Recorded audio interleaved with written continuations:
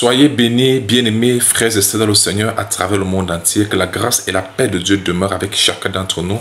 Au nom de Jésus, merci. Je me prénomme Venant. Toujours avec Dieu m'ont posé sur le cœur que j'aimerais effectuer avec vous le partage de la parole de Dieu sur la suite du thème que nous avons introduit dernièrement. Bien comprendre la Bible tout en ressortant le résumé de chaque livre de la Bible. Maintenant, nous sommes dans la partie des épîtres, n'est-ce pas? Nous touchons la suite. Bien-aimés, nous avons démontré clairement que dans l'Ancien Testament, Christ était annoncé de manière voilée, de manière préfigurée. Le récit de Matthieu, Marc, Luc et Jean témoigne la présence de ce Jésus-Christ sur la terre. Et les épîtres révèlent les mystères de ce Christ. Amen. Jésus même sur la terre, dans Jean 16, l'avait dit clairement à ses disciples que j'ai encore beaucoup de choses à vous dire, mais vous ne pouvez pas les porter maintenant. Quand le consolateur sera venu, alors il vous conduira à toute la vérité. Donc quand Christ est monté, par son esprit, il a donc révélé les mystères de Christ. Donc les épîtres sont tellement importantes parce que dans ces épîtres-là, le Seigneur révèle les mystères de Christ. Amen. Et dans ces épîtres également, les apôtres révèlent le contenu, même les mystères, les trésors cachés en Christ. Amen. Pour le salut et la vie éternelle. C'est clair? Très bien. Maintenant, nous continuons aujourd'hui avec la partie des Galates. Je vous mets d'abord le contexte. Vous savez que Paul faisait des voyages et à chaque ville, il convertissait les gens au Seigneur. Et ceux qui étaient convertis, n'est-ce pas, constituant l'église du Seigneur. Parce que l'église, ce n'est pas les quatre murs, ce n'est pas le lieu d'adoration, de prière. L'église, c'est tous ceux qui sont convertis en Christ, l'assemblée des saints. Ceux qui sont nés de Dieu, ce sont ceux qu'on appelle l'église. Donc les églises, ce ne sont pas les bâtiments, comme le lieu de prière, ce sont des individus nés de Dieu en Jésus-Christ. Voilà l'église du Seigneur. Membre du corps de Christ. Est-ce que c'est trop clair? Maintenant, parmi donc ces villes, il y a dans la ville de Galate. La Galate était une ville où se trouvait ce que Paul avait converti. Voilà pourquoi on parle de l'église de Dieu qui est en Galate. C'est ça qu'on appelait ici directement Galate. Donc quand Paul écrivait aux Galates, l'assemblée de Galate, c'est une assemblée qui avait tellement de désordre. Vous comprenez? Premièrement, les gens ne suivaient plus réellement la doctrine de Saint Jésus-Christ, l'évangile. Ils se laissaient dévier par d'autres personnes qui venaient avec des faux évangiles. Et Paul exprimait son indignation. Il exprimait son exaspération, son mécontentement du fait que ceux qui sont nés de Dieu s'égaraient, ils se laissaient dévier. Et il les amenait justement à ne pas se laisser faire et à rester attachés à la vérité de l'évangile du Seigneur Jésus-Christ. Que quiconque se détourne et qui vient annoncer un autre évangile que celui qui est annoncé, il sera maudit. Et il dit même que même si c'est un ange qui se révèle et qui vient annoncer un autre évangile que celui qui a été annoncé, qu'il soit maudit. Anathème. C'est bon? Très bien. Et Paul, toujours en écrivant aux Galates, qu'est-ce qu'il explique? Il fait comprendre que la justification et le salut, même la vie éternelle, ne s'obtiennent pas par les œuvres de la loi. Parce qu'en réalité, on les ramène à la loi comme aujourd'hui. On vous amène à suivre les dogmes, des lois, des commandements des hommes. Alors que ce n'est pas ça. Dieu ne veut pas les œuvres de la loi. Dieu veut la foi et les œuvres de la foi. Faites la différence. Il y a une différence entre les œuvres de la loi et les œuvres de la foi. Ce n'est pas du tout la même chose. Il faut que ça soit bien clair. Amen. Dieu prend plaisir aux œuvres de la foi et non aux œuvres de la loi. Que dit Dieu sur les œuvres de la loi? Galates 3:10. Il disait, Paul dit aux Galates, dans Galates chapitre 3, verset 10, il dit que tous ceux qui s'attachent aux œuvres de la loi sont sous la malédiction. Et tous ceux qui cherchent la justification par la loi sont déchus de la grâce. C'est ce que la Bible dit. C'est ce que Paul a écrit. Et n'oubliez pas, quand Paul écrivait, il était animé par l'Esprit de Dieu. Il dit lui-même dans Galates, c'est où Galates qu'il a dit ça? Galates chapitre 1, au verset 11 et 12. Il dit, l'évangile qui est annoncé par lui, il n'a ni reçu ni appris de nom, mais par une révélation de Jésus-Christ, montrant ici que c'est Jésus-Christ lui-même qui lui révélait tous ces mystères. Est-ce que c'est clair? Donc, toujours, il encourageait les bien-aimés à Galates de grandir, de mûrir, de ne plus être enfants. Et il les encourageait également à marcher dans l'amour et dans la foi en Jésus-Christ, afin de tout sauver, afin, bref, de manifester l'amour et le fruit de l'esprit. Jusqu'à ce qu'à la fin, vers Galates chapitre 5, il fait clairement comprendre de ne pas marcher par la chair, mais de marcher par l'esprit et de manifester le fruit de l'esprit qui est l'amour, la paix, la fidélité, la patience, et ainsi de suite. Et à la fin de la Galates 6, il dit de ne pas se moquer de Dieu, que ce qu'un homme aura sémé, il le moissonnera aussi. Voilà à peu près en quelque sorte le résumé de tout ce que Paul disait aux Galates, aux frères et sœurs qui étaient à Galates, pour les ramener à la vérité, afin qu'ils marchent dans la vérité conformément à l'évangile de notre Seigneur Jésus. Amen. Maintenant, Paul va maintenant écrire à une autre ville qu'on appelle la ville d'Éphèse. Ça dit s'adresser maintenant aux bien-aimés frères et sœurs qui étaient en Éphèse. C'est ce qu'on appelle Éphésiens.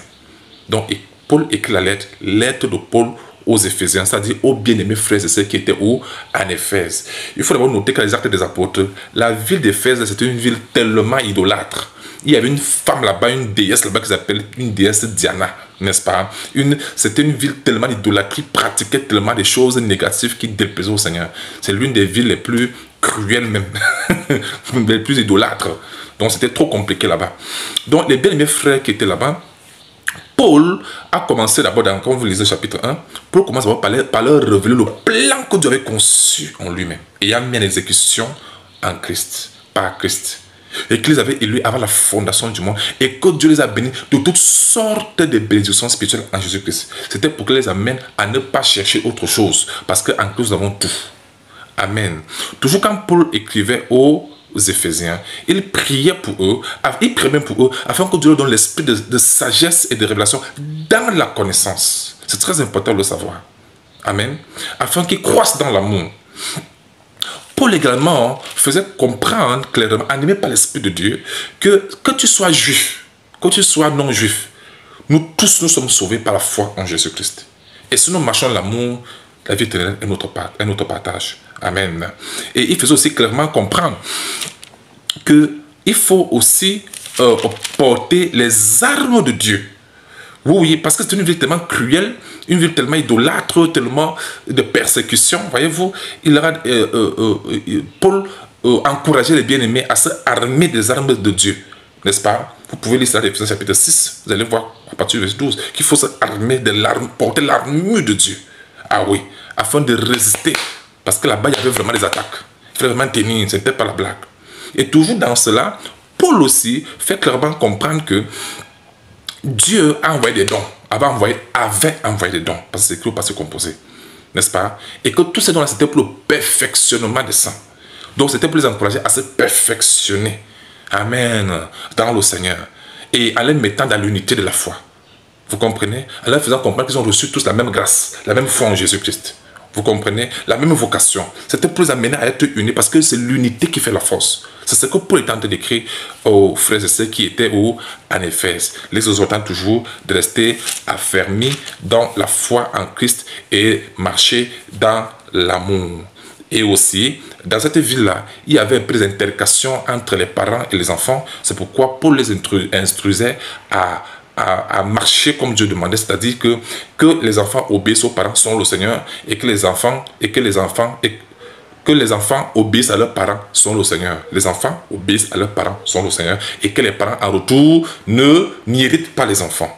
N'est-ce pas? Et que quand tu persévères avec ton patron dans un même lieu, il ne faudrait pas prendre le prétexte comme tu es un frère, maintenant tu vas mater ton patron. Non.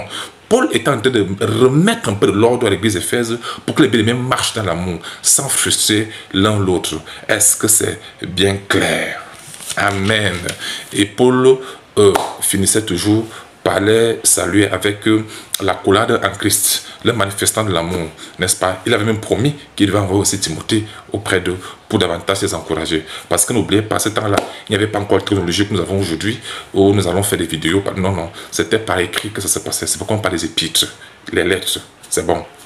Pour finir donc pour aujourd'hui, il y a aussi l'épître de Paul. Paul écrivait justement aussi aux bien-aimés frères et sœurs qui vivaient aux Philippines, à Philippe. On parle de Philippiens, n'est-ce pas? Quand on parle de Philippiens, c'est la lettre de Paul aux bien-aimés qui étaient des Philippiens, n'est-ce pas? Philippiens, c'était une ville. Philippe, vous comprenez? Très bien.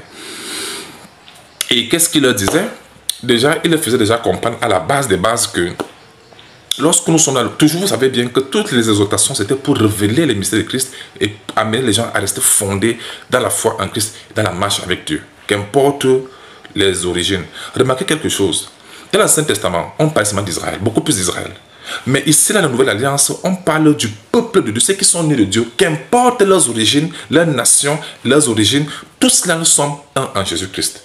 Donc ça montre donc que Israël avait été utilisé comme une préfiguration pour annoncer le véritable peuple de Dieu qui est composé de personnes de différentes nations, mais qui sont convertis en Christ. Est-ce que c'est trop clair? Paul lui-même, dans le livre de Philippiens, montre ici que lui-même, il se perfectionne. Il court vers le but, en oubliant ce qu'il y a en arrière. Voyez-vous, c'est vrai qu'il y avait moins de problèmes dans l'église à Philippe, mais il les encourageait, il disait que lui-même il couvre le but pour remporter le prix de la vocation céleste en Jésus-Christ. Et qu'il voit toutes choses comme de la boue. Voyez-vous, il les exhortait à ne pas mettre tout le cœur dans les choses de la terre. Parce que c'est ça le problème. Ce n'est pas dire qu'il ne faut pas travailler, il ne faut pas assumer ses responsabilités, c'est parce que je peux de dire, c'est parce que la Bible dit d'ailleurs de toutes les façons. Mais juste encourager à mettre l'accent à ce qui concerne le royaume de Dieu. Amen. Toujours, Paul, en nom du Saint-Esprit, encourageait les bien-aimés à... J'aime bien ce passage ici, dans Philippiens 4. Philippiens 4. S'il vous plaît, suivez un peu ceci. À marcher dans la joie, regardez. Philippiens chapitre 4 du verset 4 à 8, il est écrit. Réjouissez-vous toujours dans le Seigneur, je le répète, réjouissez-vous. Donc, passer de la tristesse, il fallait que Paul les galvanise à marcher dans la joie. Vous savez, quand on est triste, là, on ne peut pas être le meilleur, on ne peut pas montrer le meilleur de nous-mêmes. Mais la joie, c'est une bonne chose. En Christ, c'est la joie. Il dit, réjouissez-vous toujours dans le Seigneur, je le répète, réjouissez-vous. Que votre douceur soit connue de tous les hommes, le Seigneur est proche. Parce qu'il ne faut pas oublier, les apôtres mettaient l'accent sur l'enlèvement. Hein. Ah oui. Ne vous inquiétez de rien. Mais en toute chose, faites connaître vos besoins à Dieu par des prières et des supplications avec les actions de grâce. Et la paix de Dieu, qui surpasse toute intelligence, gardera vos cœurs et vos pensées en Jésus-Christ. Le verset 8. Prêtez attention. Au reste, frère, que tout ce qui est vrai, tout ce qui est honorable, tout ce qui est juste, tout ce qui est pur, tout ce qui est aimable, tout ce qui mérite l'approbation, ce qui est vertueux et digne de louange, soit l'objet de vos pensées. Donc, Paul les amène à changer de paradigme, changer de mentalité, avec une mentalité de Christ, une mentalité de joie, une mentalité digne, honorable, et non de penser aux fausses choses, aux faux trucs. Vous comprenez? Et à la fin, Paul les saluait de la salutation de Dieu. Vous comprenez? La salutation d'accolade, de paix et de joie. Et il continuait toujours à les exhorter à marcher dans le Seigneur. En quelque sorte, c'est un peu ça le contenu de manière résumée. Mais quand nous allons commencer à travailler sur ces épîtres-là, pour révéler le mystère de Christ, vous allez voir tellement de choses. Amen. Mais là, je suis en train de travailler sur les résumés. Demain, nous continuerons avec la suite. Amen. Colossiens, 1 Thessaloniciens, 2 Thessaloniciens. Nous allons voir tout cela demain. Que Dieu vous bénisse et qu'il vous garde. Ciao. Continuez s'il vous plaît. Continuez à beaucoup vous imprégner de la parole de Dieu. Chaque jour. Amen. Méditez la parole de Dieu. Et si vous avez des questions, faites-nous part. Et nous prenons le temps de toujours vous éclairer et vous répondre. Nous sommes ensemble. Amen. Nous sommes tous enfants de Dieu au même titre. Amen. On est là pour nous édifier. Amen. Imprégnez-vous de la parole de Dieu. Lisez vos Bibles et surtout soyez comme des Béréens qui examinaient tout ce qu'on leur disait à la lumière de la parole de Dieu pour voir si les choses sont exactes. En bon entendeur, Salim. Ciao.